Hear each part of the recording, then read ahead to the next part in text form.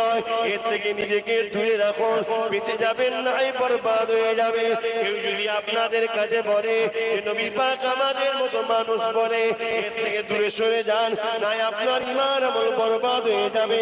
কেউ যদি বলে নবী মরে গেছে, এর থেকে দূরে সরে যান, নাই আপনার ঈমান আমল বরবাদ হয়ে যাবে। কেউ যদি বলে নবী শাফাত করতে পারবে না, এর থেকে দূরে সরে যান, নাই আপনার ঈমান আমলটা বরবাদ হয়ে যাবে। এই যুবকেরা, আল্লাহ নবী আমাদেরকে কত ভালোবেসেছে, সারা জীবন নবী আমার তোমার আমার জন্য কেঁদেছে।